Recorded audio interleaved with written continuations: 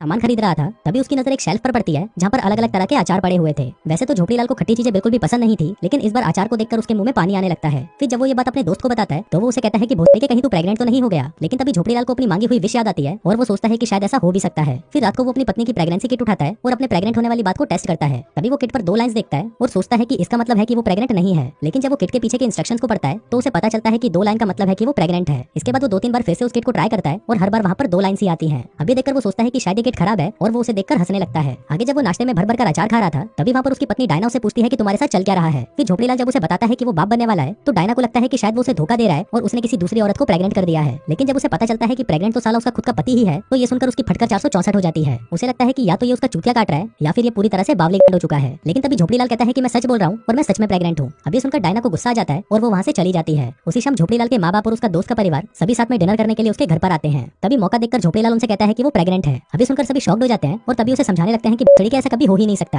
अभी सुनकर झोपड़ीलाल गुस्से में वहाँ से चला जाता है। तभी उसका बाप उसकी माँ पर गुस्सा करने लगता है और उसे कहता है कि ये सब तुम्हारी प्रेगनेंसी में मीठा खाने की वजह से हुआ है और अब देखो तुम्हारा बेटा भी मीठा बन चुका है। फिर अगले दिन झोपड़ीलाल प्रेगनेंसी की किताब उठाता है और उससे खुद के लक्षणों को मिलाने लगता है। जिसके बाद वो सारा हिसाब लगाता है और एज्यूम करता है कि उसका बच्चा अक्टूबर तक तो पैदा हो जाना चाहिए। जिसके बाद वो सिगरेट पीना छोड़ देता है और दबाकर खट्टा खाने लगता है। अब धीरे धीरे वक्त बीतता है और हम देखते हैं कि अब डायना भी अपने पति की प्रेगनेंसी को अपना लेती है और उसका ख्याल रखना शुरू कर देती है। हम देखते हैं कि प्रेग्नेंट होने के 4 महीने बाद झोपड़ीलाल का पेट बढ़ने लगता है। जिसके बाद से वो रोज प्रेगनेंसी क्लास में जाने लगता है। लेकिन वहाँ पर वो ऐसा दिखाता है कि वो वहाँ पर अपनी पत्नी के साथ आया है। उसके घर वालों को तो उसकी प्रेगनेंसी के बारे में पता था, लेकिन बाहर के लोगों से वो ये बात छुपा कर रखता था। फिर 5 महीने बाद वो पहली बार अपनी वाइफ के साथ एक डॉक्टर के पास गया। लेकिन डॉक्टर को जैसे ही पता चला कि प्रेग्नेंट डायना का पति है तो उसकी फटकर 464 हो गई और उसने उसे चेक करने से ही मना कर दिया। इसके बाद वो दोनों और भी कई डॉक्टर्स के पास गए, लेकिन सभी डॉक्टर्स ने उसे देखने से मना कर दिया। फिर एक दिन उनकी मुलाकात डॉक्टर बेरोजगार से हुई जो कि 2 महीने से अपना क्लिनिक खोलकर बैठा था, लेकिन अभी तक एक भी मरीज उसके पास नहीं आया था। अब डॉक्टर बेरोजगार के पास और कोई रास्ता नहीं था, इसलिए वो झोपड़ीलाल का केस लेने के लिए मान जाता है। फिर अगले दिन उसे पता चलता है कि उसके चूतिया दोस्त ने उसकी प्रेगनेंसी वाली कहानी पैसों के लिए एक चैनल को बेच दी। जिसके बाद वो हर जगह पर वायरल होने लगी और झोपड़ीलाल रातों रात पूरी दुनिया में फेमस हो गया। हर जगह पर लोग उसे प्रेग्नेंट आदमी के नाम से जानने लगे, लेकिन वो लोग उसे एक अलग ही इंसान की तरह ट्रीट करने लगे थे, जिससे वो और भी ज्यादा उदास रहने लगा। इसके बाद वो अपने दोस्त से मिलता है और उसे खूब गालियां देता है, लेकिन उसके दोस्त को इससे कोई फर्क नहीं पड़ता और वो उसे कहता है कि उसके पास तो इससे भी एक अच्छा आइडिया है जो उन दोनों को करोड़पति बना देगा। अब शुरू में तो झोपड़ीलाल उस पर बहुत गुस्सा करता है और इस काम को करने से मना कर देता है, लेकिन फिर बाद में उसके अंदर भी पैसों का लालच आ जाता है और वो इस काम को करने के लिए मान जाता है। अब उस दिन के बाद से उसने कई टीवी शोज में प्रेग्नेंट आदमी बनकर जाना शुरू कर दिया। साथ ही साथ वो प्रेगनेंसी प्रोडक्ट्स के ऐड भी करने लगा। अब देखते ही देखते वो इतना ज्यादा पॉपुलर हो गया कि वो जहाँ पर भी जाता मीडिया वाले उसका पीछा करने लगते। फिर एक दिन जब वो एक रेस्टोरेंट में था तभी एक गे कपल उसके पास आता है। दरअसल वो ये जानना चाहते थे कि एक मर्द प्रेग्नेंट कैसे हो सकता है, पर झोपड़ीलाल को इसका कोई अंदाजा नहीं था। लेकिन फिर भी वो उन्हें सलाह देता है कि मजदूरी करते वक्त उनके मुझे पहन लेना। फिर अगली बार डॉक्टर के पास जाने पर उन्हें पता चलता है कि उनका एक बेटा होने वाला है। फिर वहाँ से बाहर आते ही रिपोर्टर्स उसे फिर से घेर लेते हैं, लेकिन इस बार झोपड़ीलाल उसके सवालों में इतना पागल हो जाता है कि उसे पता ही नहीं चलता कि उसकी पत्नी तो पीछे ही रह गई है। हम देखते हैं कि झोपड़ीलाल जब से फेमस हुआ है उसने पहले की तरह डायना से प्यार करना बंद कर दिया है। फिर कुछ दिनों बाद झोपड़ीलाल को उसका एक शो भी मिल जाता है जिसमें वो दूसरी औरतों को एक बेहतर मां बनने की सलाह दिया करता था। अब धीरे धीरे जितना ज्यादा वो बिजी होने लगा उतना ही ज्यादा वो अपने परिवार और पत्नी से दूर होता चला गया। उधर घर पर डायना झोपड़ीलाल को ये सब बंद करके एक आम जिंदगी जीने को कहती है, लेकिन झोपड़ीलाल उसे कहता है कि चुप कर भोसड़ी की। फिर एक दिन एक इंटरव्यू के बाद जब झोपड़ीलाल अपने घर पर वापस आता है तो वो देखता है कि डायना उसका घर छोड़कर जा चुकी है। अब ये देखकर वो बहुत निराश होता है और उसे फील होने लगता है कि पिछले कुछ दिनों से वो डायना के साथ बहुत ही बुरा बिहेव कर रहा है। अब डायना के पास वापस जाने के लिए उसके पास सिर्फ एक ही तरीका था कि वो ये सब छोड़कर वापस एक नॉर्मल जिंदगी जिए। इसी बीच एक कंपनी उसके ऊपर केस कर देती है कि उसकी प्रेगनेंसी नकली है और वो लोगों को पागल बना रहा है। जिसके बाद जब कोर्ट में उसके ऊपर केस होता है तो वो वहाँ पर एक वीडियो बनाकर भेजता है और सभी को बताता है कि उसकी प्रेगनेंसी नकली है और वो अब तक सबसे झूठ बोल रहा था। अब ये सुनकर जज उसे एक अपराधी घोषित करता है और उस पर $1 मिलियन का फाइन लगा देता है। वहीं ये देखकर उसके चाहने वालों का विश्वास उसके ऊपर से हट जाता है और धीरे धीरे वो सभी उसे भूलने लगते हैं। इसके बाद वो अपनी पत्नी से उसकी पसंदीदा जगह पर मिलता है और एक बुरा पति होने के लिए उससे माफी मांगता है। वहीं डायना भी उसे माफ कर देती है, लेकिन तभी झोपड़ीलाल को फील होता है कि शायद बच्चे की डिलीवरी का टाइम हो चुका है। जिसके बाद उसे जल्दी से हॉस्पिटल ले जाया जाता है जहाँ पर डॉक्टर्स उसकी डिलीवरी करने में कामयाब रहते हैं। अब झोपड़ीलाल अपने पिछले बिहेवियर के लिए अपने पूरे परिवार से माफी मांगता है। इसी बीच डायना वहाँ पर उसके बच्चे को लेकर आती है और झोपड़ीलाल की गोद में दे देती है। इसके बाद सीन 3 साल आगे शिफ्ट होता है जहाँ पर हम झोपड़ीलाल के बेटे को देखते हैं जो कि अब बड़ा हो चुका है और अपने दोस्त के बच्चों के साथ खेल रहा है। फिर उसी रात डायना भी खिड़की पर खड़े होकर एक टूटते हुए तारे से विश मांगती है कि काश उनके जुड़वा बच्चे हो जाएं। जिसके बाद उसकी विश पूरी हो जाती है और वो और झोपड़ीलाल एक साथ फिर से प्रेग्नेंट हो जाते हैं और इसी के साथ ही ये कहानी यहीं खत्म हो जाती है।